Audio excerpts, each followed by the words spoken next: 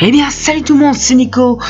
Donc aujourd'hui on se retrouve pour une nouvelle vidéo un peu particulière vu qu'on va entamer les 5 lieux les plus hantés dans le monde. Et on va tout de suite commencer à la 5e place avec un lieu que vous devez sans doute connaître pour sa légende et pour sa femme qui y habite, le château de la Dame Blanche. Alors je pense que c'est une légende qu'on connaît à peu près tous, qu'on sait tous à peu près raconter. La photo que je vous présente, c'est le château dans lequel elle aurait habité. Voilà, c'est pas une légende hyper flippante. Je veux dire, la Dame Blanche n'est pas réputée pour être un fantôme très méchant, mais c'est quand même un lieu qu'on dit qui est assez hanté. Voilà, bon, il est habité encore aujourd'hui, et je crois aujourd'hui c'est un lieu de tourisme, et voilà. Bref, c'est un lieu tout simplement où il est rempli de mythes et de légendes et où la Dame Blanche est une des légendes les plus connues. D'ailleurs, encore à ce jour, beaucoup de personnes pensent à cette légende. Le sanatorium de Waverly Hills. Alors déjà quand on voit la photo, moi personnellement quand j'ai vu la photo la première fois, ça m'a incité à ne pas y aller, mais surtout quand on sait qu'à l'intérieur plusieurs esprits, ils sont restés des esprits assez démoniaques. Moi ça m'a pas du tout donné envie du tout de lire la suite, mais bon, je l'ai lu. Donc cet endroit sera habité par des démons. Voilà, c'est une histoire quand même assez flippante. Des personnes qui apparaîtraient la nuit, qui rigoleraient, des scènes qui bougeraient, enfin des bureaux, enfin vraiment des choses qu'on a vraiment pas envie de voir, qui font assez flipper. Plusieurs personnes y étant allées ont décrit une femme que je vais pas vous montrer en photo parce que j'ai moi-même vu la photo et je peux vous assurer que ça fait flipper. Mais si vous voulez la voir, vous pouvez voir sur internet, vous tapez sanatorium de Waverly Hills et vous la trouverez sans aucun doute. Voilà pour cette seconde légende. Et nous entrons à la 3e place avec l'hôpital mémorial de Yorktown. Alors pour la petite histoire, cet hôpital était à la base je crois que c'était à la base d'une église et qui ensuite non, c'était un couvent, voilà, et qui par la suite est devenu un hôpital vu que dans le petit village il n'y avait pas d'hôpital et les sœurs ont accepté d'en faire un hôpital. Seulement des années ensuite c'est devenu un centre de toxico et donc aujourd'hui des esprits assez malins, assez démoniaques qui habiteraient. D'ailleurs l'équipe de God's Adventure, excusez-moi je parle pas trop anglais, ils sont allés et ont eux-mêmes participé, enfin eux-mêmes voulu voir ce phénomène de leurs propres yeux.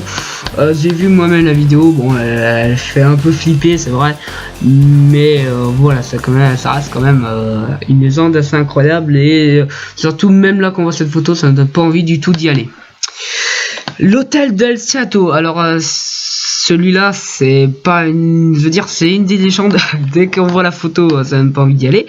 C'est une des légendes qui est bien réelle, enfin on pense que même les scientifiques n'ont pas réussi à définir ce que c'était vraiment. On pense que quelque chose y habite à cet endroit là, tout simplement parce que plusieurs, même des célébrités y étant allés 1 ou 2 jours plus tard après y être allés, avaient des envies de suicide, parce qu'il faut savoir qu'en face de ce bâtiment il y a une falaise et que plusieurs personnes y auraient déjà sauté, voilà, dedans. Et c'est d'ailleurs aujourd'hui il est fermé au public parce que même les autorités n'ont pas réussi à comprendre ce qui se passait. Et nous entrons au top 2 avec j'arrête plus à parler, avec un volcan se trouvant au Turkménistan, et cet endroit serait l'une des 7 portes de l'enfer. Donc voilà, il n'y a pas de fantômes, pas de démons, enfin pas de trucs comme ça, voilà. C'est tout, il n'y aurait pas de choses comme ça, mais ça serait juste une des 7 portes de l'enfer. Et nous entrons à la 1re place avec le cimetière de Stull. Donc le cimetière de Stull qui est l'un des cimetières les plus hantés du monde, simplement parce que des esprits auraient été vus, et cet endroit là serait aussi connu pour être l'une des 7 portes de l'enfer. Elle aussi, une des 7 portes de l'enfer se trouverait là-bas aussi. Pour 2 petites anecdotes, il faut savoir que, ou même 3 on veut dire, le diable ferait l'apparition 2 fois par an et serait sollicité plutôt à intervenir et apparaîtrait plutôt vers comment on pourrait dire, vers Halloween, voilà, par là. Et pour la deuxième petite anecdote, plusieurs adorateurs de Satan, donc des sataniques, s'y regrouperaient autour de au temps d'Halloween pour se faire voir, quoi, enfin pour voir le diable. Et d'ailleurs les autorités ont dû fermer l'accès pendant plusieurs jours pour Halloween parce qu'il y avait trop de personnes qui venaient.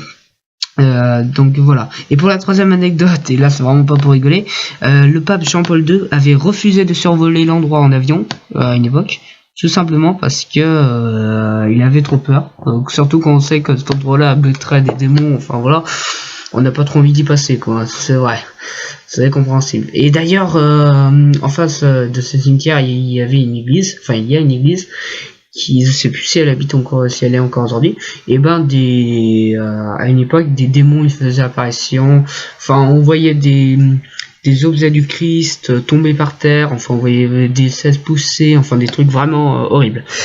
Et voilà, j'en ai terminé pour ces 5 histoires, enfin ces 5 lieux réputés pour être hantés et pour être habités par des démons.